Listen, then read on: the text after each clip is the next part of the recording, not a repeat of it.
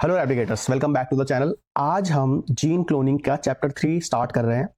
Chapter 1 में हमने discuss किया था introduction about gene cloning, cell lysis के मेथड्स और न्यूक्लिक एसिड आइसोलेशन। तो अगर आपने वो नहीं देखा है तो पहले आपको वो वीडियो देखनी चाहिए। उसके बाद आपको चैप्टर 2 देखना चाहिए, जहां पे हमने डिफरेंट काइंड ऑफ प्लाज्मिड्स के बारे में बात किया था और कैसे हम प्लाज्मिड्स को सेलेक्ट करते हैं, राइट। आज के इस लेक्चर में चैप्टर 3 में हम डिस्कस करेंगे all those enzymes which are used to manipulate, which are used to modify the DNA that we have isolated from the cell. The cell can be eukaryotic cell or can be prokaryotic cell. Mainly आज के जो इस lecture में हम discuss करेंगे वो restriction enzymes के बारे में बात करेंगे, लेकिन उसके साथ साथ कुछ और भी एंजाइम्स होते हैं जो डीएनए को मैनिपुलेट या मॉडिफाई करने में यूजफुल होते हैं, उनके बारे में भी हम डिस्कस करेंगे शॉर्ट में। तो अगर हम डीएनए मैनिपुलेटिव एंजाइम्स की बात करें तो इनको 4 कैटेगरीज में हम डिवाइड करते हैं। पहली कैटेगरी है nucleases. Nucleases are those enzymes are used to cut, short और डिग्रेड न्यूक्लिक एसिड मॉलिक्यूल्स। तो इसके बारे में हम आगे डिस्कस करेंगे कितने टाइप के न्यूक्लियेजेस होते हैं डिटेल में।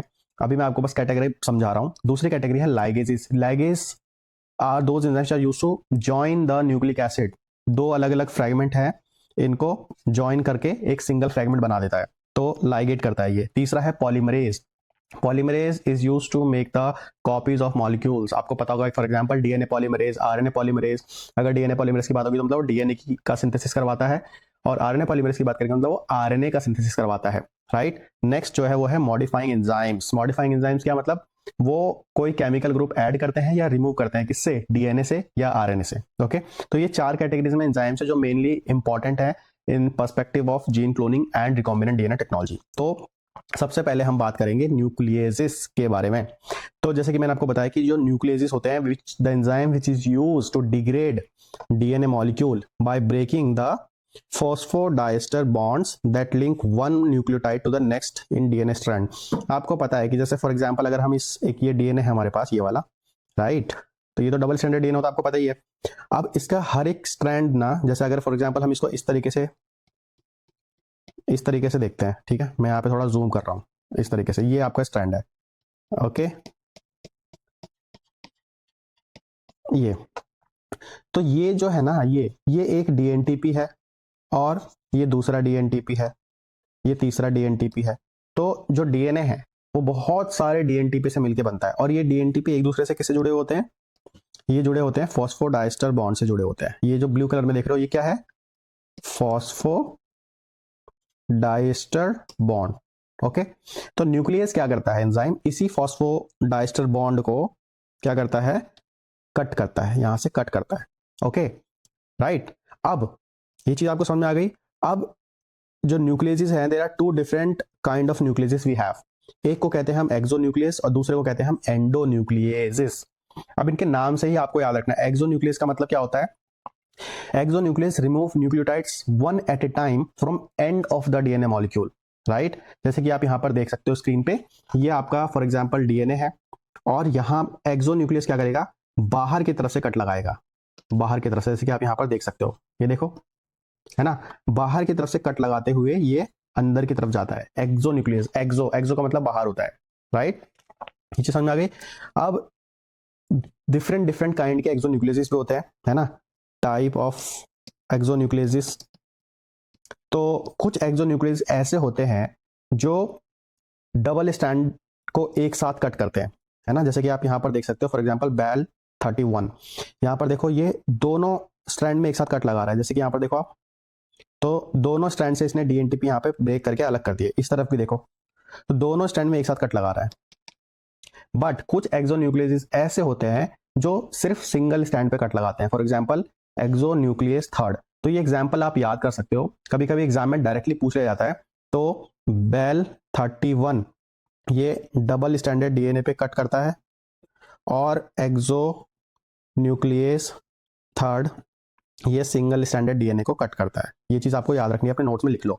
जैसे कि आप यहाँ पे देख सकते हो एक्सोन्यूक्लियस थर्ड की एक्टिविटी को, यहाँ पर ये देखो, ये एक ही स्टैंड पे कट लगा रहा है, यहाँ पे इस वाले पे नहीं लगाया, और यहाँ पे इस पे लगा रहा है, नीचे वाले पे नहीं लगाया। तो देखो एक तरफ से कट कर रहा है इस तरफ, बाकी ये वाला स्टैंड इंटैक्ट है। वैसे ही ऊपर की तरफ देखोगे तो इस तरफ कट लगा रहा है, लेकिन ये वाला इंटैक्ट है।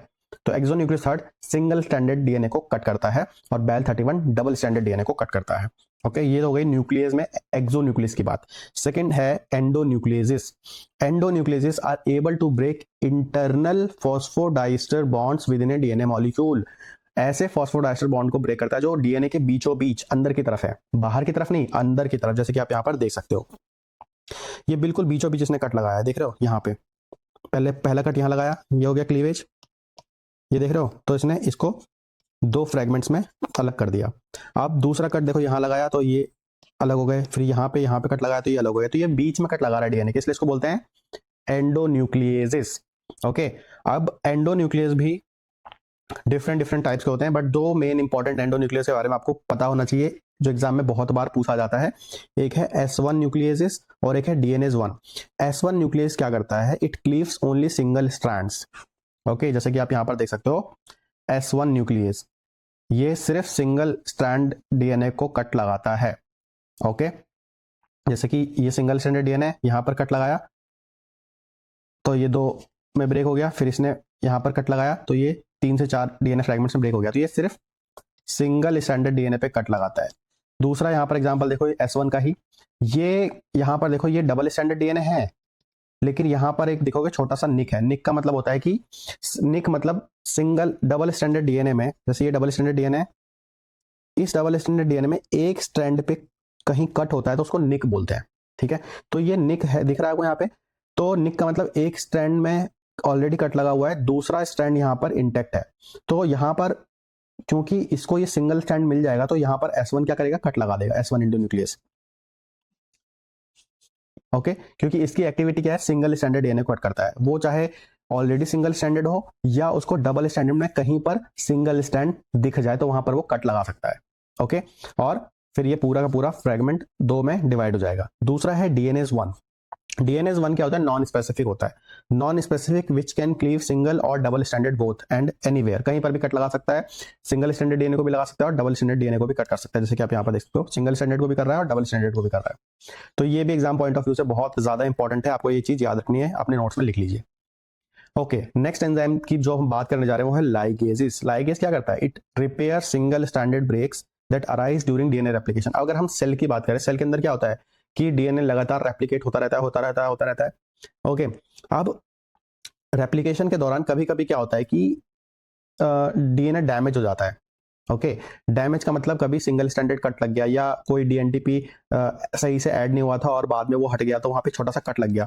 तो लाइगेज का काम क्या होता है कि उस डिसकंटिन्यूटी को, उस गैप को फिल कर देना। जैसे कि आप यहाँ पे देख सकते हो डिसकंटिन्यूटी रिपेयर, यहाँ पे छोटा सा गैप था और डीएनए लाइगेज आया, उसने यहाँ पर ये फॉस्फोडाइस्टर बॉन्ड को वापस एस्टैब्लिश करके उसको इंटैक्ट बना दिया। तो एक तो ये काम होता है रिपेयर में, किसका, डीएनए लाइगेज का। दूसरा काम होता है can join two individual fragments of double standard DNA.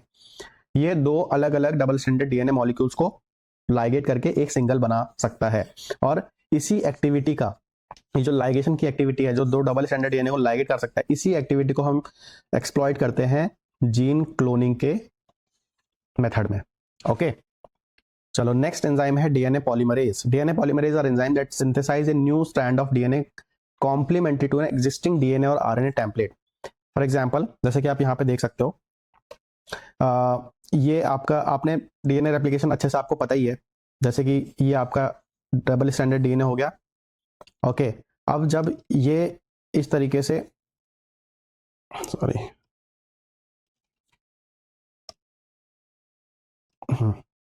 तो जब ये इस तरीके से डीएनए रेप्लिकेशन होता है, ऐसे खुलता है ना, और यहाँ पे आके आपका प्राइमर ऐड होता है, तो डीएनए पॉलीमरेज का काम क्या होता है।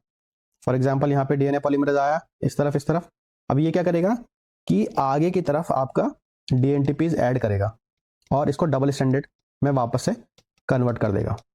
तो डीएनए पॉलीमरेज का काम मेनली क्या है, डीएनए सिंथेसिस में, बाय एडिंग डीएनटीपीज।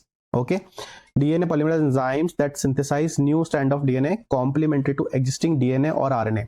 इसको कोई एक टेम्पलेट चाहिए होता है, जो मतलब बेस चाहिए होता है, जिसको यूज करके वो रेप्लिकेशन कर सके, चाहे वो डीएनए हो सकता है, चाहे वो आरएनए हो सकता है। Most polymerase can function only if template possess double stranded region that act as primer for initiation of polymerization। इसका मतलब क्या है वो मैं आपको समझाता हूं कि अगर फॉर एग्जांपल ये सिंगल स्टैंडर्ड डीएनए है या फॉर एग्जांपल ये आरएनए है, सिंगल स्ट्रैंडेड डीएनए और आरएनए। आरएनए तो सिंगल स्ट्रैंडेड होता ही है। ओके, अब अगर आप बात करोगे क्या डीएनए पॉलीमरेज यहां पर इसको कॉपी कर सकता है, इस वाले स्ट्रैंड को कॉपी करके डबल बना सकता है? तो नहीं। Most of the DNA polymerase को यहां पर एक टेम्पलेट चाहिए होता है, इस तरीके से एक छोटा टेम्पलेट जिसको आप प्राइमर भी बोलते हो। ओके, जब तक ये नहीं होगा most of the DNA polymerase इसको कॉपी नहीं कर पाएंगे। जैसे ही आप प्राइमर प्रोवाइड करवाओगे यहां पर ये डीएनए पॉलीमरेज डीएनटीपीज ऐड करना शुरू कर देगा। तो यही इस सेंटेंस का मतलब है, most polymerase can function only if template, ये टेम्पलेट जो है possess double standard region. Double standard region यहां पर एक छोटा ही चाहे डबल स्टैंडर्ड रीजन होना चाहिए that act as primer for initiation of polymerization. ये डबल स्टैंडर्ड रीजन जहां पर ये प्राइमर लगा हुआ है ये एज ए इनिशिएशन काम करेगा फॉर पॉलीमराइजेशन। तो ये हो गई डीएनए पॉलीमरेज की बात। अब डीएनए पॉलीमरेज भी डिफरेंट टाइप्स के होते हैं, तो ये समझना बहुत ज्यादा जरूरी है क्योंकि इन्हीं में से कुछ डीएनए पॉलीमरेजेस होते हैं जो हम जीन क्लोनिंग में बहुत ज्यादा फ्रीक्वेंटली यूज करते हैं। तो पहला जो है वो है डीएनए पॉलीमरेज थर्ड, जो नेचुरली जब डीएनए रेप्लिकेशन होता है सेल के अंदर तो आपको पता ही है, जैसे मैंने आपको समझाया, उसको प्राइमर चाहिए होता है। यहाँ पर एक ये टेम्पलेट हो गया आपका, टेम्पलेट के साथ यहाँ पर एक प्राइमर हो गया। अब जब इसको प्राइमर मिलेगा तो ये इसके आगे यहाँ पर डीएनटीपीज ऐड करना शुरू कर देगा, जैसे कि आप यहाँ पर देख सकते हो, newly synthesized strand by because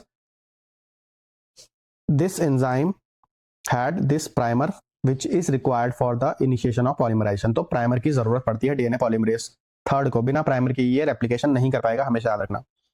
next enzyme है डीएनए पॉलीमरेज। ये एंजाइम आपके एग्जाम पॉइंट ऑफ व्यू से बहुत ज्यादा इंपॉर्टेंट है। डीएनए पॉलीमरेज क्यों ज्यादा इंपॉर्टेंट है? क्योंकि इसके पास डुअल एक्टिविटी होती है। एक होती है डीएनए पॉलीमराइजेशन की एक्टिविटी, दूसरी होती है डीएनए डिग्रेडेशन की एक्टिविटी। मतलब कि ये पॉलीमराइज तो कर ही सकता है, डीएनटीपीज को ऐड कर सकता है लगातार, बट ये डीएनए को डिग्रेड भी करता है, इसीलिए ये एंजाइम खास हो जाता है। अब ये काम कैसे करता है? जैसे कि फॉर एग्जांपल यहां पर ये डबल स्टैंडर्ड डीएनए आपको दिख रहा है, ठीक है, लेकिन यहां पर आपको एक निक भी दिख रहा होगा, सिंगल स्टैंडर्ड निक, एक स्टैंड में यहां पर आपको निक दिख रहा होगा, मतलब गैप दिख रहा होगा।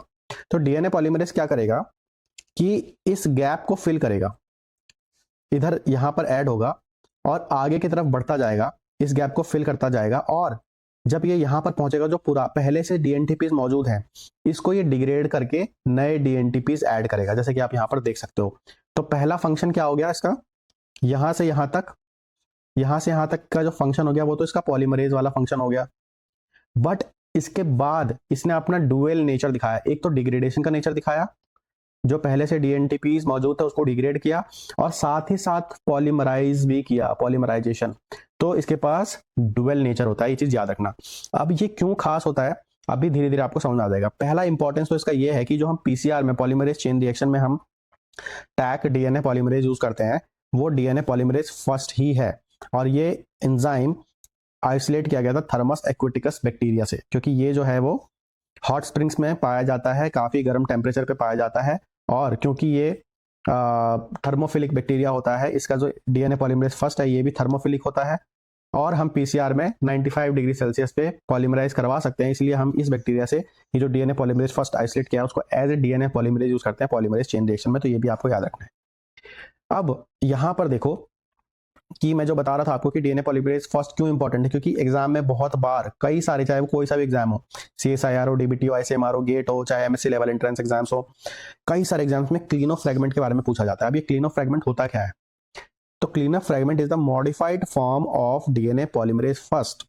सबसे पहले आपको यहाँ पर एक चीज समझनी होगी कि जैसे कि मैंने आपको बताया, फॉर एग्जाम्पल अगर ये डीएनए पॉलीमरेज का एंजाइम है मान लो, ठीक है, एंजाइम क्या होते हैं? प्रोटीन्स होते हैं, और प्रोटीन किससे मिलकर बने होते हैं? अमीनो एसिड से।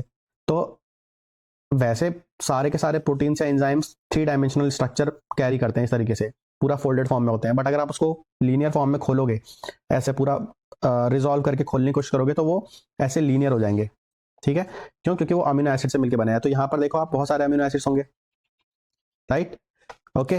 तो हम ये चीज समझ रहे हैं कि मान लो कि ये डीएनए पॉलीमरेज को हमने खोल दिया, डीएनए पॉलीमरेज फर्स्ट के 3 डायमेंशनल स्ट्रक्चर को हमने पूरा खोल दिया। अब हम इसको समझते हैं। तो पहले जो 323 अमीनो एसिड्स होते हैं,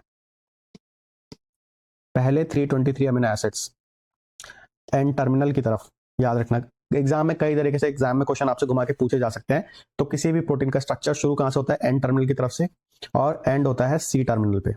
तो एन टर्मिनल वाला जो रीजन होता है जहां पर 323 अमीनो एसिड्स होते हैं, वो रीजन के पास होती है न्यूक्लियस एक्टिविटी। न्यूक्लियस एक्टिविटी का मतलब which can degrade the nucleic acid. Okay, और ये जो आगे का जो ये अमीनो एसिड्स होते हैं इधर नेक्स्ट 323 के बाद, मतलब सी टर्मिनल की तरफ, इसके पास पॉलीमराइजेशन की एक्टिविटी होती है, मतलब ये डीएनए को पॉलीमराइज करता है। आपको समझा रहा है इसके पास ड्यूअल नेचर क्यों होता है, क्योंकि इसके पास आधे में तो न्यूक्लियस एक्टिविटी होती है और आगे की तरफ पॉलीमरेज एक्टिविटी होती है। अब साइंटिस्ट ने थोड़ा दिमाग लगाया, इन्होंने क्या किया कि अगर हम सिर्फ पॉलीमरेज एक्टिविटी को यूज करना चाहते हैं पीसीआर में, तो इन्होंने क्या किया कि इतने को कट कर दिया, निकाल दिया, हटा दिया, और सिर्फ इस वाले को रख लिया जिसके पास पॉलीमरेज एक्टिविटी थी। ओके, अब हम जो यहाँ पर सेंटेंस लिखे हैं उनको समझते हैं। The polymerase and nuclease activities of DNA polymerase first are controlled by different part of enzyme molecules. ये चीज आपको समझ में आ गया। फर्स्ट पार्ट कंट्रोल करता है न्यूक्लियस, सेकंड पार्ट कंट्रोल करता है polymerase. The nuclease activity is contained in the first 323 amino acids of polypeptide, so the removal of this segment leaves a modified enzyme that retains the polymerase function but is unable to degrade DNA. तो जब पहला part आप निकाल दोगे तो, और जब पहला पार्ट निकालने के बाद इस एंजाइम को यूज करोगे तो अब ये सिर्फ पॉलीमराइजेशन करेगा, डिग्रेडेशन नहीं करेगा न्यूक्लिक एसिड का। तो क्लीनो फ्रेगमेंट हमेशा याद रखना। क्लीनो फ्रेगमेंट क्या है? क्लीनो फ्रेगमेंट के पास क्वेश्चन कई तरीके से पूछे जाते हैं। पहला कि ये किस एंजाइम से मॉडिफाई करके बनाया गया, तो आंसर याद रखना है डीएनए पॉलीमरेज फर्स्ट। दूसरा जो सबसे इंपॉर्टेंट होता है कि पूछा जाता है कि इसके पास फंक्शन क्या होता है, तो इसके पास फंक्शन होता है पॉलीमराइजेशन का, सिर्फ पॉलीमराइजेशन का। क्यों? क्योंकि जो न्यूक्लियस एक्टिविटी थी वो डीएनए पॉलीमरेज फर्स्ट की, वो हटाकर ही क्लीनो फ्रेगमेंट बनाया गया था, तो इसके पास पॉलीमराइजेशन की एक्टिविटी होती है। ओके, जैसे कि आप यहाँ पर देख ही सकते हो, क्लीनो फ्रेगमेंट, जब क्लीनो फ्रेगमेंट को यूज किया, पहले डीएनए पॉलीमरेज फर्स्ट का मैंने आपको एग्जांपल दिखाया था कि डीएनए पॉलीमरेज फर्स्ट पहले इस गैप को फिल करता है, फिर इसको डिग्रेड करता है और नया न्यूक्लियोटाइड ऐड करता है। बट यहाँ पे क्लीनो फ्रेगमेंट देखो आप, इसने सिर्फ ये वाला जो गैप था उसको फिल किया, पुराने न्यूक्लियोटाइड्स को टच भी नहीं किया। Existing nucleotides are not replaced because we have used here Klenow fragment, not original DNA polymerase first. Okay, I hope आपको ये चीज क्लियर हो गई होगी। Next and last type of polymerase जो हम डिस्कस करेंगे वो है reverse transcriptase. Reverse transcriptase is an enzyme involved in the replication of several kind of viruses. याद रखना, कहीं पे भी वायरस का नाम आए, मोस्ट ऑफ द वायरसेस में जो एंजाइम होता है वो होता है रिवर्स ट्रांसक्रिप्टेज। क्यों? क्योंकि मोस्ट ऑफ द वायरसेस का जो जीनोम होता है वो होता है आरएनए, और आपको पता है आरएनए क्या होता है? Single standard. ओके, तो सिंगल स्टैंडर्ड होता है। तो रिवर्स ट्रांसक्रिप्टेज का मतलब ही क्या होता है कि पहले ये आरएनए से डीएनए बनाएगा, रिवर्स प्रोसेस हो रहा है ना। ओके, फिर ये एमआरएनए बनाएगा वापस, और फिर ये प्रोटीन बनाएगा। तो ये रिवर्स एक्टिविटी की वजह से जो एंजाइम यहां पर इन्वॉल्व होता है उसको बोलते हैं reverse transcriptase. Okay, reverse transcriptase is unique because it used RNA template instead of DNA template. यहां पर इसको डीएनए टेम्पलेट की जरूरत नहीं पड़ती, ये आरएनए टेम्पलेट को यूज करता है। जैसे कि आप यहां पर देख सकते हो, ये क्या है? आरएनए टेम्पलेट है, UACGU। यू किसमें होता है? आरएनए में होता है। डीएनए में तो यू होता नहीं है, यू की जगह टी होता है। Okay, use to prepare complementary DNA. और हम रिवर्स ट्रांसक्रिप्टेज का यूज अपना QPCR में भी यूज करते हैं, है ना। जैसे फॉर एग्जांपल QPCR में हम क्या करते हैं, यहाँ पे जल्दी से समझ लो। QPCR मतलब रियल टाइम PCR। ओके, तो यहाँ पर हम क्या करते हैं कि सेल से आपने mRNA निकाला, mRNA आइसोलेट किया। ओके, अब इस mRNA से आपको cDNA बनाना है। mRNA क्या है? सिंगल स्टैंडर्ड RNA है।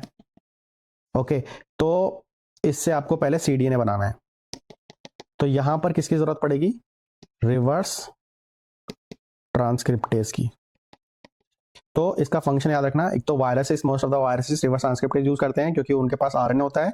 ओके, और आरएनए से उनको पहले डीएनए बनाना होता है, फिर जाके आरएनए फिर प्रोटीन बनता है। दूसरा जो इंपॉर्टेंट आरडीटी में, जीन क्लोनिंग में यूज और जेनेटिक इंजीनियरिंग में इसका यूज है वो है एमआरएनए से cDNA बनाना, सिंगल स्टैंडर्ड से डबल स्टैंडर्ड बनाना, जैसे कि आप यहाँ पर देख सकते हो। ओके, चलो अब हम बात करेंगे डीएनए मॉडिफाइंग एंजाइम्स की। डीएनए मॉडिफाइंग एंजाइम्स क्या होता है? Which is used to modify DNA molecule by addition और removal of specific chemical groups. इसमें पहला है alkaline phosphatase. Okay, alkaline phosphatase क्या करता है? अब आपको एक चीज याद रखनी है, हमेशा याद रखना है कभी भी, ये कहीं पर भी एप्लीकेबल होगा। दो नाम है, एक होता है फॉस्फेटेज और एक होता है आपका काइनेज। जहां पर भी फॉस्फेटेज लग रहा है, फॉस्फेटेज आ गया, फॉस्फेटेज मतलब ये जो है ये रिमूव करता है फॉस्फेट ग्रुप को, रिमूव फॉस्फेट ग्रुप। ओके, और काइनेज का काम क्या होता है, कभी भी काइनेज आ जाए तो ये ऐड करता है, ऐड फॉस्फेट ग्रुप। ये हमेशा आपको ये चीज याद रखनी है। ओके, ये इंपॉर्टेंट है। तो अब आधी प्रॉब्लम तो यहीं से सॉल्व हो गई, याद करने की जरूरत नहीं है। फॉस्फेटेज का मतलब ये ऐड करेगा। एल्कलाइन फॉस्फेटेज का काम क्या होता है, विच रिमूव्स, सॉरी फॉस्फेटेज का काम रिमूव करेगा, ये रिमूव करेगा, काइनेज ऐड करेगा। तो एल्कलाइन फॉस्फेटेज का काम क्या होता है, विच removes phosphate group present at the 5 prime terminus of DNA molecule. यहाँ पर जैसे आप देख सकते हो, यहाँ 5 प्राइम एंड पर ये फॉस्फेट ग्रुप प्रेजेंट था, इसको हटाकर OH लगा दिया, किसने, एल्कलाइन फॉस्फेटेज ने। तो ये एग्जाम में बहुत पूछा जाता है, एल्कलाइन फॉस्फेटेज का काम क्या होता है। तो ये चीज आपको याद रखना है, 5 प्राइम एंड से फॉस्फेट ग्रुप हटाकर हाइड्रोक्सिल ग्रुप लगा देता है, कौन, एल्कलाइन फॉस्फेटेज। नेक्स्ट एंजाइम है पॉलीन्यूक्लियोटाइड काइनेज। पॉलीन्यूक्लियोटाइड काइनेज का काम क्या होता है, which has a reverse effect to alkaline phosphatase. ये एल्कलाइन फॉस्फेटेज का उल्टा काम करता है। देखो यहाँ पर काइनेज आ रहा है, काइनेज का मतलब ये फॉस्फेट ऐड करेगा। ओके, तो ये दोनों एक दूसरे के रिवर्स काम करते हैं हमेशा, एक याद रखोगे दूसरा हमेशा याद रहेगा।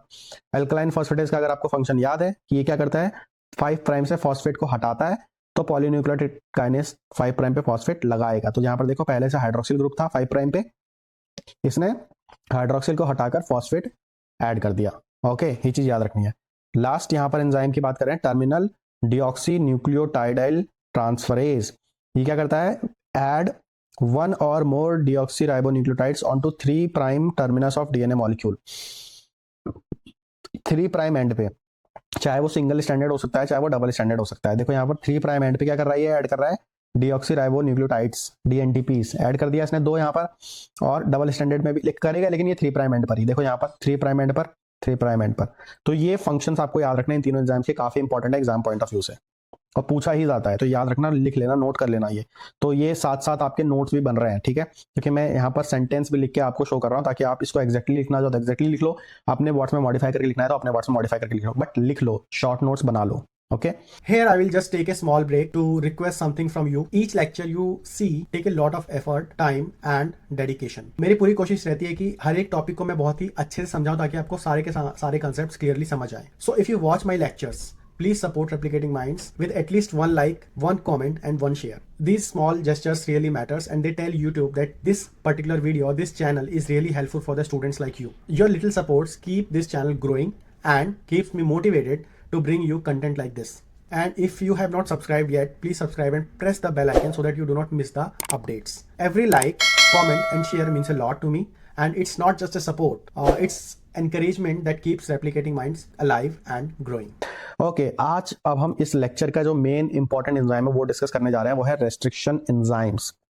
ओके, आपको पता है कि जो रेस्ट्रिक्शन एंजाइम्स होते हैं वो क्या करते हैं, डीएनए में कट लगाते हैं, recognise short DNA sequences and cut like molecular scissors. जैसे फॉर एग्जांपल ये डीएनए है, अब कहीं पर भी रैंडम कट नहीं लगाती है, इसकी खासियत है। ये बहुत स्पेसिफिक होते हैं, ये बहुत ज्यादा स्पेसिफिक होते हैं, किसी पर्टिकुलर सीक्वेंस को रिकॉग्नाइज करते हैं और कट लगाते हैं। जैसे कुछ लोग होते हैं ना जो सबसे बात नहीं करते, जिनको पहचानते हैं उन्हीं से बात करते हैं। ओके, तो वैसे ही ये रेस्ट्रिक्शन एंजाइम्स होते हैं, ये कुछ सीक्वेंस को पहचानते हैं। फॉर एग्जांपल यहाँ पे GATCCG होगा, और अगर ये सीक्वेंस इसको दिखेगा, फॉर एग्जांपल ए एंजाइम है ये, तो ही यहाँ पर ये कट लगाएगा, वरना ये ऐसे कहीं पर भी कट नहीं लगाता। These enzymes recognise short DNA sequence and cut like molecular scissors, यहाँ पर कट लगा देते हैं। Okay, restriction digestion is the process of cutting DNA molecules at specific sites using enzyme called restriction enzymes.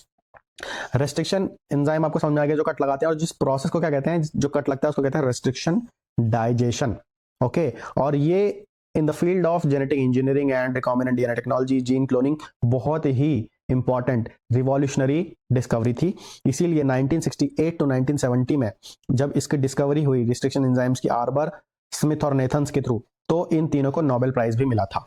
Okay, क्योंकि ये बहुत ज्यादा important और खास डिस्कवरी थी। चलिए, अब हम समझ रहे हैं कि रेस्ट्रिक्शन एंजाइम्स यूज करते कैसे हैं जीन क्लोनिंग में, और क्या करते हैं रेस्ट्रिक्शन एंजाइम के थ्रू। तो सबसे पहले यहाँ पर देखो रेस्ट्रिक्शन डाइजेशन ऑफ वेक्टर। अब जैसे आपको एक बेसिक ओवरऑल आइडिया तो मैंने आपको शुरू के फर्स्ट 2 लेक्चर्स में दे दिया था कि इसका प्रोसेस क्या होता है। अगर इसलिए मैं बोल रहा हूँ अगर आपने वो लेक्चर्स नहीं देखे हैं तो जाकर जरूर देखो, ठीक है। फिर भी मैं आपको एक ओवरऑल आइडिया दे देता हूँ कि ये सेल है, ठीक है, इससे आपने न्यूक्लिक एसिड आइसोलेट किया, ये आपने न्यूक्लिक एसिड आइसोलेट कर लिया, ठीक है।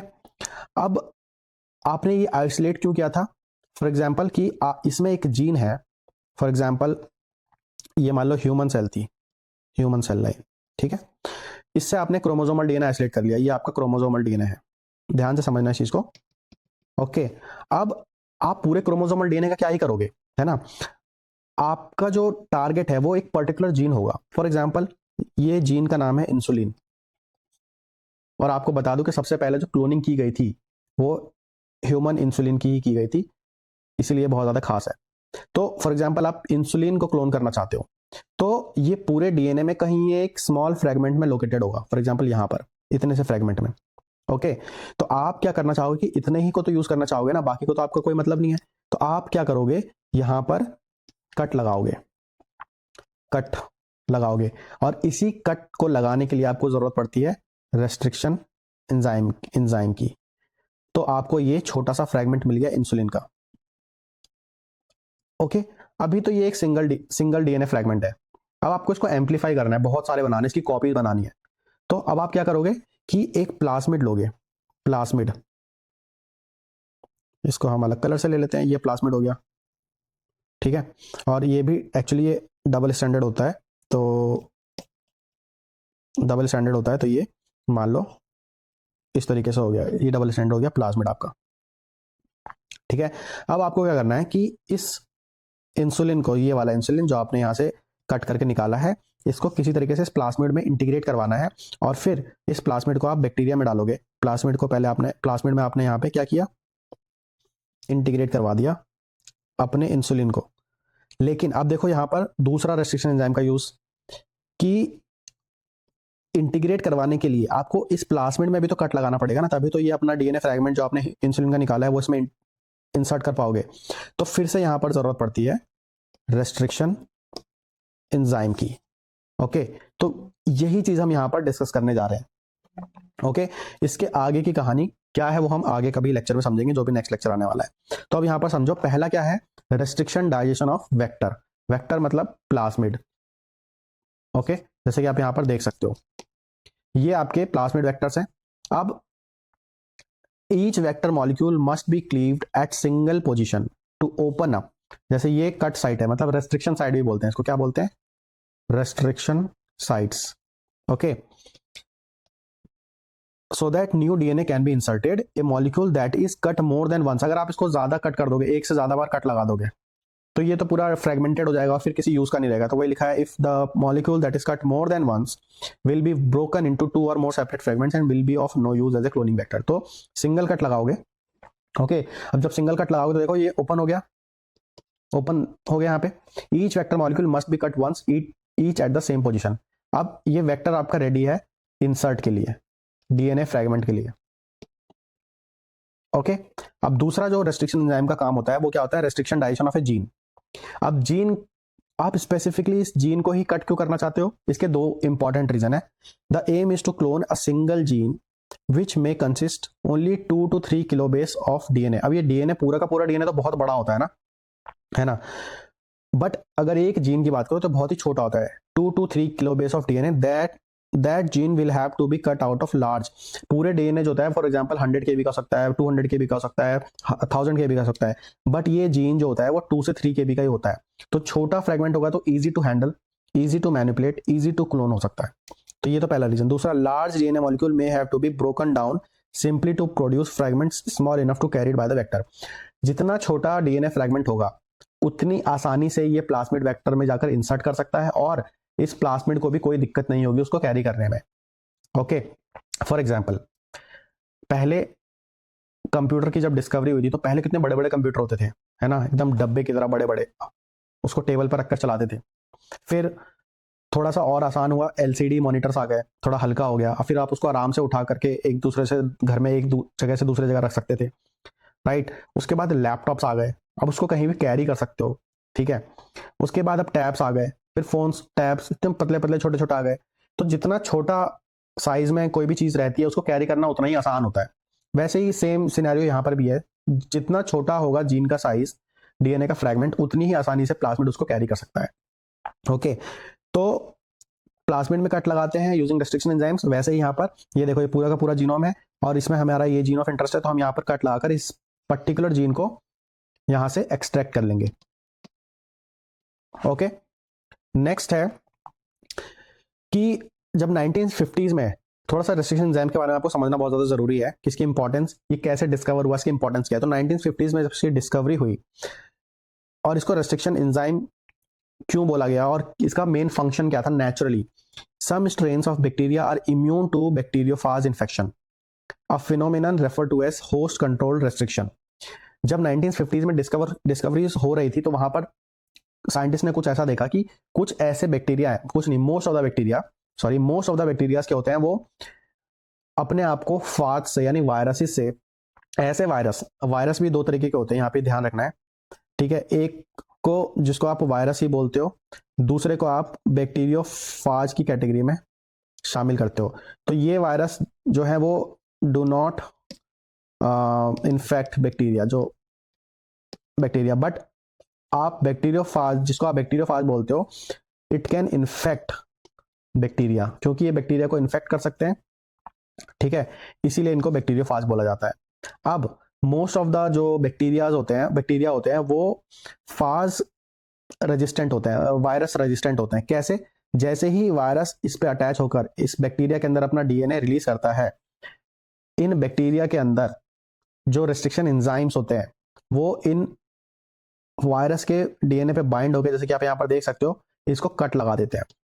इससे पहले कि वायरस इस बैक्टीरिया के अंदर रेप्लिकेशन करता, उससे पहले ही जो डीएनए एंटर, जो जीनोम आरएनए हो सकता है, डीएनए हो सकता है, जो एंटर किया उस पर कट लग जाते हैं। तो ये अपनी कॉपीज नहीं बना पाता और अपनी एम्पलीफाई नहीं कर पाता और इन्फेक्ट नहीं कर पाता। तो इसको बोला गया था होस्ट कंट्रोल्ड रेस्ट्रिक्शन। ओके, तो यहीं से साइंटिस्ट को ये आइडिया मिला कि जो ये एंजाइम्स हैं जो डीएनए को कट कर रहे हैं या आरएनए को कट कर रहे हैं, किसके, बैक्टीरियोफाज के, क्या हम उन एंजाइम्स को डीएनए रिकॉम्बिनेंट डीएनए टेक्नोलॉजी में या जीन क्लोनिंग में यूज कर सकते हैं। तो वहां से रेस्ट्रिक्शन एंजाइम्स की डिस्कवरी हुई। Restriction occurs because the bacterium produce an enzyme that degrades the phage DNA before it has time to replicate and direct synthesis of new phage particles। ये चीज आपको समझ में आ गई। अब यहाँ पे एक क्वेश्चन पूछा जाता है एग्जाम में बहुत ज्यादा कि जब ये बैक्टीरिया के पास जो रेस्ट्रिक्शन एंजाइम्स होते हैं, ये तो कट लगा सकते हैं, कट न्यूक्लिक एसिड है ना ऑफ वायरस, तो ये खुद के सेल्फ, जो खुद का बैक्टीरिया के पास जो प्लाज्मिड है या क्रोमोसोमल डीएनए है, उस पर क्यों नहीं कट लगाते? ये बहुत ही कॉन्सेप्चुअल क्वेश्चन है, कभी कभी एग्जाम में सीएसआर के स्पेशली एग्जाम में या इंटरव्यूज में, पीएचडी के इंटरव्यू में पूछ लिया जाता है। तो इसका रीजन ये है कि ये खुद के डीएनए पे, खुद के प्लाज्मिड पे, खुद के क्रोमोसोम पे कट इसलिए नहीं लगाते क्योंकि the bacterium's own DNA the destruction of which would of course be lethal is protected from attack because it carries additional methyl groups। इनके पास मिथाइल ग्रुप्स होते हैं इनके डीएनए में, इनके प्लाज्मिड में, और उसकी वजह से क्या होता है कि ये रेजिस्टेंट होते हैं अपने ही रेस्ट्रिक्शन एंजाइम के लिए। मिथाइल ग्रुप इनके डीएनए में जगह जगह पर मिथाइल ग्रुप होता है या प्लाज्मिड में, तो उसकी वजह से क्या होता है कि वो रेस्ट्रिक्शन एंजाइम्स उस डीएनए को कट नहीं कर पाता। तो ये मिथाइल ग्रुप आप जरूर याद रखना, जो बैक्टीरिया के डीएनए में होता है, इसीलिए वो खुद के रेस्ट्रिक्शन एंजाइम उस पर एक्ट नहीं करते। ओके, जैसे कि आप यहाँ पर देख सकते हो, फॉर एग्जांपल ये बैक्टीरिया का डीएनए है, यहाँ पर मिथाइल ग्रुप आप देख सकते हो जो कि रेस्ट्रिक्शन एंजाइम के अगेंस्ट रेजिस्टेंट प्रोवाइड करता है। ओके, अगर हम रेस्ट्रिक्शन एंजाइम्स की बात करें तो ये डिफरेंट टाइप्स के होते हैं, type 1, type 2, type 3, type 4। Okay, इसमें से जो टाइप 2 है वो बहुत ज्यादा इंपॉर्टेंट है, बाकी के इतने ज्यादा यूजफुल नहीं होते। तो हम टाइप 2 की ही बात करेंगे, mostly used in cloning, cut within और near the restriction sites. Type 2 restriction enzyme की बात करें तो इनको रेस्ट्रिक्शन एंडोन्यूक्लियस भी बोला जाता है and it is used in gene cloning. It has specific recognition sequence at which it cuts eight A DNA molecule. Specific DNA sequence होता है, मैं आपको ऑलरेडी बता चुका हूं। फॉर एग्जांपल, एक रेस्ट्रिक्शन एंजाइम है PVU1 isolated from Proteus vulgaris, it cuts the DNA only at hexanucleotide CGATCG. मतलब पूरे DNA में इसको जहां पर भी ये मिलेगा, फॉर एग्जांपल यहाँ पे CGATCG मिला तो ये PVU फर्स्ट यहीं पर कट लगा देगा और इसको 2 फ्रेगमेंट्स में डिवाइड कर देगा. Okay, in contrast the second enzyme from the same bacterium Proteus vulgaris called PVU second, एक और एंजाइम है P, ये तो फर्स्ट था, अब PVU सेकेंड है, ये कट करता है डिफरेंट हेक्सान्यूक्लियोटाइड पे इन केस CAGCTG, तो यहां पर अगर ये होगा तो यहां पर ये कट लगा देगा. तो देखा आपने कि डिफरेंट एंजाइम्स का डिफरेंट स्पेसिफिक सीक्वेंस होता है जिसको वो रिकॉग्नाइज करते हैं और उस पर कट लगा देते हैं, राइट. अब यहां पर देखो, मेनी रेस्ट्रिक्शन एंडोन्यूक्लियस रिकॉग्नाइज हेक्सान्यूक्लियोटाइड. हेक्सान्यूक्लियोटाइड का मतलब इसमें 6 न्यूक्लियोटाइड होते हैं, 1 2 3 4 5 6. ओके, ज्यादातर रेस्ट्रिक्शन एंजाइम्स को हेक्सान्यूक्लियोटाइड सीक्वेंस चाहिए होता है, but there are some enzymes which can cut at 4 5 8 or even longer nucleotide sequences, right. तो यहां पर देखो कुछ ये जो टेबल है इसमें कुछ एंजाइम्स के एग्जांपल्स हैं, EcoR1, BAMH1, PVU1, PVU2, HIND3, कौन से बैक्टीरिया से ये आइसोलेट किए गए हैं और इनका रिकॉग्निशन सीक्वेंस क्या है, ठीक है. इसमें से कुछ इंपॉर्टेंट हैं जो एग्जाम में बहुत ज्यादा फ्रीक्वेंटली पूछे जाते हैं, उसका सीक्वेंस आपको याद होना बहुत ज्यादा जरूरी है. उसमें से एक तो है EcoR1, BAMH1, HIND3 और ये BGL सेकेंड. ये 3-4 जो एंजाइम्स हैं इनके आपको याद रखने हैं ये सीक्वेंस, ये बहुत जरूरी है, ठीक है, ये बहुत ज्यादा जरूरी है. अब यहां पे जो नेक्स्ट बहुत ज्यादा इंपॉर्टेंट पॉइंट है वो ये है कि कुछ एंजाइम्स प्रोड्यूस करते हैं स्टिकी एंड्स, जैसे कि आप यहां पर देख रहे होगे स्टिकी. कुछ एंजाइम्स प्रोड्यूस करते हैं ब्लंट एंड्स. अब ये स्टिकी एंड्स और ब्लंट एंड्स है क्या, और इस टॉपिक पे स्टिकी एंड्स और ब्लंट एंड्स पे काफी क्वेश्चन पूछे जाते हैं एग्जाम में. तो अब हम इन दोनों एंड्स को समझ लेते हैं, restriction enzymes and blunt ends and sticky ends. Okay, तो ब्लंट एंड का मतलब मैं आपको पहले शॉर्ट में समझा देता हूं. ये DNA है, सिंपल अगर मैं आपको समझाऊं तो ब्लंट एंड का मतलब क्या होता है कि अगर कोई रेस्ट्रिक्शन एंजाइम इस DNA पे कट करेगा यहां पे, तो ये कुछ इस तरीके से प्रोड्यूस करेगा, 2 फ्रेगमेंट देख रहे हो आप, ध्यान रखना. ये है ब्लंट एंड का एग्जांपल. अभी आपको अगर क्लियर नहीं हो रहा तो अभी समझ में आ जाएगा जब मैं स्टिकी एंड बनाऊंगा. तो अगर कोई एंजाइम रेस्ट्रिक्शन एंजाइम जो स्टिकी एंड प्रोड्यूस करता है, ये क्या करता है, ब्लंट एंड प्रोड्यूस करता है.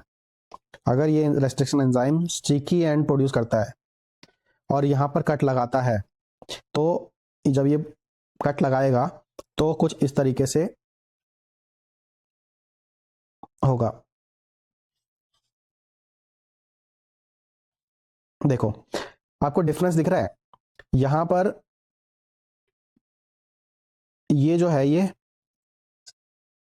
आगे का जो रीजन है, थोड़ा सा एरिया जो आगे का जो पोर्शन है वो सिंगल स्टैंडर्ड है,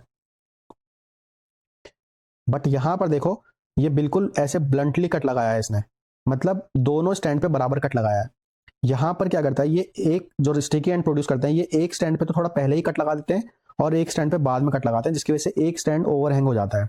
ओवरहैंगिंग रीजन भी बोलते हैं इसको, ओवरहैंगिंग 3' रीजन बोलते हैं. वैसे ही आप यहां पर देख रहे हो, तो ये है स्टिकी एंड्स. अब ये ब्लंट एंड और स्टिकी एंड क्यों बोलते हैं, क्योंकि यहां पर देखो आप, ये जो ब्लंट एंड प्रोड्यूस हुआ है, ओके, और यहां पर ये देखो जो स्टिकी एंड प्रोड्यूस हुआ है, मतलब स्टिकी का मतलब जो आसानी से एक दूसरे में चिपक जाए, ठीक है. तो ये आसानी से एक दूसरे में क्यों चिपक जाते हैं, क्योंकि जब ये EcoR1 ने यहां पर कट लगाया है स्टिकी एंड में, तो ये देखो ये जो ओवरहैंगिंग 3' रीजन है TTAA, और इधर जो कट लगाया है AATT, ये वाला रीजन और ये वाला रीजन एक दूसरे के कॉम्प्लीमेंट्री है. तो ये जब कट होंगे और जब लाइगेशन करवाना चाहोगे तो ये आसानी से एक दूसरे को रिकॉग्नाइज कर लेंगे और तुरंत स्टिक हो जाएंगे, इसीलिए इनको स्टिकी एंड्स बोला जाता है. बट ब्लंट एंड्स की अगर आप बात करोगे तो यहाँ पे कोई भी कॉम्प्लीमेंट्री नहीं है, ये बहुत मुश्किल होगी इनको आपस में स्टिक होने में, बाइंड होने में, इसलिए इसको ब्लंट एंड बोला जाता है. Okay, right. तो यहां पर देखो, many restriction endonuclease make a simple double standard cut in the middle of the recognition sequence resulting in blunt and और फ्लश एंड बोलते हैं. But other restriction endonuclease make a staggered cut resulting in DNA fragments have short single stranded overhangs at each end. Short single stranded overhangs at each end. These enzymes are called sticky और cohesive end. Sticky end भी बोलते हैं और cohesive end भी बोलते हैं, तो ये चीज याद रखना. One important feature of sticky end enzymes is that restriction endonucleases with different recognition sequence may produce the same sticky ends. अब यहाँ पर देखो, आपको अगर blunt end और sticky end समझ में आ गया है, तो यहाँ पे जो रेस्ट्रिक्शन एंजाइम में जो स्टिकी एंड्स प्रोड्यूस करते हैं, मतलब ओवरहैंगिंग 3' रीजन, कुछ ऐसे डिफरेंट एंजाइम्स होते हैं जो सेम स्टिकी एंड प्रोड्यूस करते हैं, जैसे कि BAMH1, BGL2, SAW3 तो आप यहाँ पर देख सकते हो जो स्टिकी, इन्होंने कट डिफरेंट साइड्स पे लगाए होंगे, लेकिन जो स्टिकी एंड प्रोड्यूस कर रहे हैं वो सेम टाइप के कर रहे हैं. जैसे यहाँ पर देखो GATC इस तरीके से, GATC, तो डिफरेंट एंजाइम्स, बट जो स्टिकी एंड्स का जो ओवरहैंगिंग रीजन है वो एक जैसा ही प्रोड्यूस कर रहे हैं. तो ये इन एंजाइम्स की खासियत, अगर आपसे एग्जाम में क्वेश्चन पूछा जाता है कि क्या different enzymes, restriction enzymes same sticky and produce कर सकते हैं, तो इसका आंसर हाँ होगा. अब नेक्स्ट और बहुत ही इंपॉर्टेंट चीज है कि इन सीक्वेंसेस को क्या बोला जाता है, इनको बोला जाता है पैलिंड्रोमिक सीक्वेंसेस. पैलिंड्रोमिक सीक्वेंसेस का मतलब होता है कि जो इधर से पढ़ने में आ रहा है, जैसे फॉर एग्जांपल GATCC, उल्टी तरफ से जब आप पढ़ोगे तो भी वही लिखा होगा GATCC. ओके, तो ऐसे सीक्वेंसेस को बोला जाता है पैलिंड्रोमिक सीक्वेंसेस. अब लास्ट में हम यहां पर बात कर लेते हैं डायरेक्शनल क्लोनिंग की, जो बहुत ज्यादा इंपॉर्टेंट है in the field of genetic engineering and gene cloning. अभी मैंने आपको थोड़ी देर पहले बताया था कि प्लास्मिड में यहां पर सिंगल कट लगाया जाता है. ओके, और अगर 2 से ज्यादा कट लग गए तो उसके डिफरेंट बहुत छोटे छोटे फ्रेगमेंट्स हो जाएंगे. बट इस सिंगल कट का ना एक बहुत बड़ा ड्रॉबैक है. वो क्या है वो मैं आपको समझाता हूं. जैसे कि आपके पास ये एंजाइम, आपके पास ये प्लास्मिड है, ठीक है, ये आपके पास प्लास्मिड है, आपने यहां पर सिंगल कट लगाया यूजिंग एंजाइम EcoR1. ओके, अब ये मान लो ऐसा खुल गया इस तरीके से, स्टिकी एंड ही बनाया इसने, स्टिकी एंड बनाता है ये, ठीक है.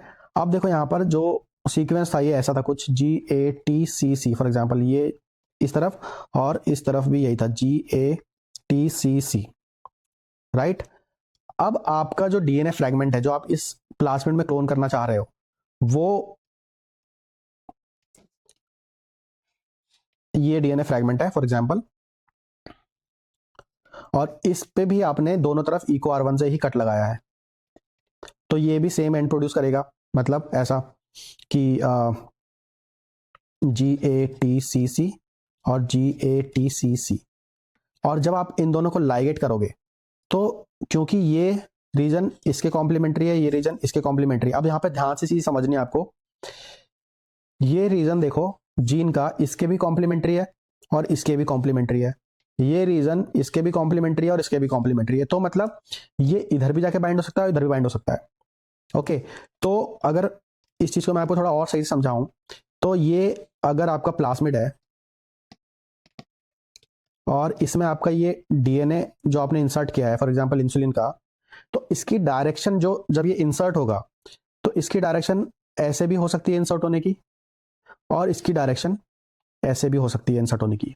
कैसे भी इंसर्ट हो सकता है, ये किसी भी डायरेक्शन में इंसर्ट हो सकता है. क्यों? क्योंकि same type of restriction site दोनों तरफ अवेलेबल थी, क्योंकि आपने एक ही एंजाइम यूज किया था EcoR1. ओके, लेकिन यहाँ पे इसका ड्रॉबैक क्या है कि अगर ये सही डायरेक्शन में इंसर्ट हो गया, फॉर एग्जांपल ये इसकी सही डायरेक्शन है, ये सही डायरेक्शन है और ये डायरेक्शन गलत है, तो अगर ये सही डायरेक्शन में इंसर्ट हो गया तब तो ये रेप्लिकेट भी करेगा. क्यों बोल रहा है ऐसा? क्योंकि अगर ये जीन इस तरफ इंसर्ट हुआ है, फॉर एग्जांपल आपका ORIC इस तरफ है, ठीक है, और बाकी चीजें भी इस तरफ है, प्रमोटर भी इस तरफ है, हर चीज आपकी इस तरफ है, तो रेप्लिकेशन इधर से शुरू होगा, ट्रांसक्रिप्शन इधर से शुरू होगा. और अगर ये जीन भी इंसर्ट इस डायरेक्शन में हुआ है तब तो इसका रेप्लिकेशन भी होगा, ट्रांसक्रिप्शन भी होगा, ओके, और ट्रांसलेशन भी होगा. बट अगर जीन ये उल्टा इंसर्ट हो गया है और ORIC इधर था, प्रमोटर इधर था, तो ना तो इसका रेप्लिकेशन होगा, ना ट्रांसक्रिप्शन होगा, ना ट्रांसलेशन होगा. समझ रहे हो? If the insert goes in wrong direction it won't be transcribed properly, the promoter may point opposite, protein expression may fail, fusion proteins may be disrupted. ये इसका ड्रॉबैक है किसका? सिंगल कट का. अगर आप प्लास्मिड में सिंगल कट, सिंगल एंजाइम का use करोगे तो ओके, इसीलिए यूज करते हैं डायरेक्शनल क्लोनिंग. ये चीज आपको हमेशा याद रखनी है. Directional cloning is a cloning strategy पहले बहुत यूज करते थे सिंगल कट, जब नया नया जीन क्लोनिंग का टेक्निक आया था, जब लोगों को डायरेक्शन क्लोनिंग का कॉन्सेप्ट नहीं पता था, बट अब मोस्टली डायरेक्शन क्लोनिंग ही करते हैं। अभी आपको समझ आ जाएगा डायरेक्शन क्लोनिंग क्यों करते हैं, अब आधा समझ में तो आ ही गया होगा, बट धीरे धीरे और क्लियर हो जाएगा। Direction cloning is a cloning strategy where the insert can enter the vector in only one orientation, एक ही ओरिएंटेशन में, only one orientation and correct orientation. Direction cloning क्या है? Using two different restriction sites so the insert fits only in one direction. यहां पर दो अलग अलग एंजाइम्स का हम यहां पर यूज करेंगे। ओके, तो उससे होगा क्या? अब जैसे यहां पर जो मैंने आपको समझाया है कि जो सेम टाइप ऑफ अगर आप करोगे तो सेम रेस्ट्रिक्शन साइट जनरेट होगी, बट अब यहां पर देखो, एक तरफ इको R1 से कट लगाया है और एक तरफ PST1 से कट लगाया है, ठीक है, प्लाज्मिड में। जैसे ये प्लाज्मिड आपका, ये वाला हो गया आपका, ये वाला जो है ये प्लाज्मिड है, ध्यान से समझना इस चीज को, और ये आपका जीन का इंसर्ट है। तो देखो इस तरफ प्लाज्मिड के इस तरफ कट लगाया है PST1 एंजाइम से, और इस तरफ कट लगाया है इको R1 एंजाइम से। वैसे ही जीन के इंसर्ट में भी आप देखोगे तो एक तरफ कट लगाया है इको R1 से और एक तरफ कट लगाया है PST1 से। तो जब ये लाइगेट करेगा ये इंसर्ट इससे जाकर, तो इको R1 वाला इको R1 से ही जाकर बाइंड करेगा और PST1 वाला PST1 से ही बाइंड करेगा। जैसे कि आप देखो इको R1 साइट, ये ध्यान से देखो, ये इको R1 की साइट है, ये प्लाज्मिड में और ये जीन में, तो ये दोनों एक दूसरे को स्टिक कर लेंगे इस तरीके से, इको R1 की साइट और जीन में जो ये PST1 साइट थी और प्लाज्मिड में जो PST1 साइट थी, ये फाइनली ये दोनों एक दूसरे के क्लोज आएंगे और यहां पर बाइंड कर जाएंगे, स्टिक कर जाएंगे। तो इस तरीके से क्या होगा कि ये एक ही डायरेक्शन में इंसर्ट होगा, क्योंकि आपने पहले से ही प्लान किया है कि किस तरफ PST1 लगाना है, किस तरफ इको R1 लगाना है। तो इसको बोलते हैं डायरेक्शन क्लोनिंग। इसमें कोई चांस नहीं होगा कि ये दोनों तरफ इंसर्ट कर सकते, एक ही डायरेक्शन में इंसर्ट करेगा। और आपको पता है कि किस तरफ ओरीसी है, किस तरफ प्रमोटर है, किस तरफ बाकी चीजें हैं ट्रांसक्रिप्शन के लिए, ट्रांसलेशन के लिए। तो ये बहुत ज्यादा श्योर शॉट होता है कि आपका रेप्लिकेशन होगा, ट्रांसक्रिप्शन होगा, ट्रांसलेशन होगा। वरना जब एक ही रेस्ट्रिक्शन साइट का यूज करते थे तो सिलेक्शन के टाइम पे बहुत ज्यादा दिक्कतें होती थी। ओके, सेलेक्ट करने में कि कौन सा प्लाज्मिड सही है, कौन सा क्लोन सही है। ओके, अब लास्ट में हम यहाँ पे एक और इंपॉर्टेंट चीज जो कि एग्जाम पॉइंट ऑफ व्यू से बहुत ज्यादा इंपॉर्टेंट है वो डिस्कस कर लेते हैं कि ये बहुत पूछा जाता है एग्जाम में आपके कि जो रेस्ट्रिक्शन एंजाइम्स हैं, जैसे कि मैंने आपको बताया, मोस्टली तो हेक्सा न्यूक्लियोटाइड सीक्वेंस पे कट लगाते हैं, मतलब जिसमें 6 न्यूक्लियोटाइड्स होते हैं, फॉर एग्जांपल GGATCC। बट कुछ होते हैं जो टेट्रा न्यूक्लियोटाइड्स पे कट लगाते हैं, जैसे कि GATC, ठीक है। तो एग्जाम में ये पूछा जाता है कि क्या प्रोबेबिलिटी होगी कि जो हेक्सा न्यूक्लियोटाइड रेस्ट्रिक्शन एंजाइम के हेक्सा न्यूक्लियोटाइड सीक्वेंस पे कट लगाने की क्या प्रोबेबिलिटी होगी किसी भी डीएनए को। जैसे फॉर एग्जांपल ये डीएनए है, ठीक है, और आप कोई ऐसा एंजाइम रेस्ट्रिक्शन एंजाइम यूज कर रहे हो जो हेक्सा न्यूक्लियोटाइड पे कट लगाता है। तो क्वेश्चन वो कई तरीके से पूछ सकता है। ऐसे बोल देगा कि you have Eco R1 enzyme, it cuts at GATCC G. वो हेक्सा न्यूक्लियोटाइड भी नहीं बोलेगा, टेट्रा न्यूक्लियोटाइड नहीं बोलेगा क्वेश्चन में, बट आपको सीक्वेंस दे देगा। अब आप सीक्वेंस देख के समझ में आ ही जाएगा कि 6 न्यूक्लियोटाइड्स हैं या 4 न्यूक्लियोटाइड्स हैं। फिर ये पूछेगा कि how many cuts it can produce in DNA fragment, ठीक है।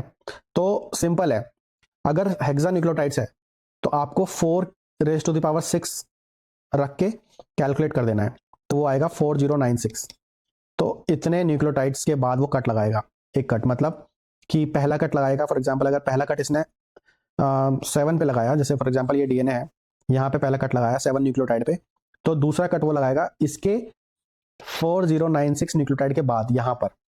ओके, तो इसका नंबर क्या होगा, इसमें 7 ऐड कर दो, 5003 इस तरीके से, तो यहाँ पे कट लगाएगा। फिर इसके 4096 बाद कट लगाएगा। ओके, तो ये चीज आपको याद रखनी है। अब ये 4⁻⁶ कहाँ से आया, तो सिंपल है इसका। इसमें 4 क्या है, 4 है हमारे जो न्यूक्लियोटाइड्स होते हैं, DNTPs होते हैं, वो 4 टाइप के होते हैं, ATGC अगर हम DNA की बात करें, और अगर हम RNA की बात करें तो AUGC RNA की बात करें। दोनों में ही 4 टाइप के न्यूक्लियोटाइड्स होते हैं, इसलिए 4 है। और 6 कहाँ से आया कि अगर ये हेक्सा न्यूक्लियोटाइड पे कट लगाता है।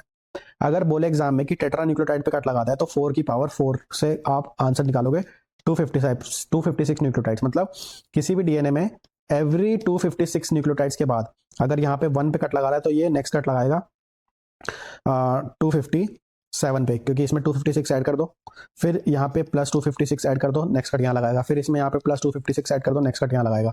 तो आपको थोड़ा सा अपना प्रेजेंस ऑफ माइंड रखना है इस टाइप के क्वेश्चंस में, और ये फॉर्मूला आपको याद रखना है कि टेट्रा न्यूक्लियोटाइड के लिए 4:4, हेक्सा न्यूक्लियोटाइड के लिए 4:6। ओके, अब लास्ट में मैं आपको वर्क वो जल्दी से समझा दूं कि सबसे पहले हमने न्यूक्लिक एसिड आइसोलेट किया था, नहीं उससे पहले हमने सेल लाइसिस किया था। ठीक है, जैसे ये सेल है, सेल के अंदर न्यूक्लियस होता है। अगर हम यूकैरियोट्स की बात करें, अगर हम प्रोकैरियोट्स की बात करें तो न्यूक्लियस नहीं होता। ठीक है, तो जो भी है पहला स्टेप होता है सेल लाइसिस। ठीक है, वहां से हमने अपना डीएनए निकाल लिया, ये हो गया आपका डीएनए। फिर आप इसको क्या करते हो, इसको रेस्ट्रिक्शन एंजाइम्स के थ्रू कट करते हो, मतलब ये पर्टिकुलर जीन आप कट करके निकाल लेते हो, ये हो गया आपका जीन। ठीक है, और फिर आप दूसरी तरफ प्लाज्मिड सेलेक्ट करते हो, प्लाज्मिड। ठीक है, फिर प्लाज्मिड में भी आप यहां पर क्या करते हो, कट लगाते हो। ओके, उसके बाद नेक्स्ट स्टेप क्या होगा, ये भी डबल स्टैंडर्ड है, तो ये प्लाज्मिड भी खुल गया, ये जीन आपका है। नेक्स्ट स्टेप क्या है कि इस प्लाज्मिड में ये वाला जीन यहां पर इंसर्ट करना, तो ये होता है लाइगेशन। तो अभी तक चैप्टर 1, 2, 3 में हमने डिस्कस कर लिया cell lysis methods, nucleic acid isolation method, selection of plasmid vectors, and आज के इस लेक्चर में हमने डिस्कस किया different type of restriction enzymes और वो कहाँ कहाँ कैसे कैसे कट करते हैं। नेक्स्ट लेक्चर में हम डिस्कस करेंगे लाइगेशन के बारे में और ट्रांसफॉर्मेशन के बारे में, कि इस लाइगेटेड प्रोडक्ट को आप इकोलाई के अंदर कैसे ट्रांसफॉर्म करते हो, फिर एम्पलीफाई करवाते हो, रेप्लिकेट करवाते हो। तो अगर ये लेक्चर पसंद आया हो तो लाइक करना, शेयर करना, और अगर कोई डाउट रह जाता है तो कमेंट करके जरूर बताना। मिलेंगे नेक्स्ट लेक्चर में चैप्टर 4 में ऑफ जीन क्लोनिंग।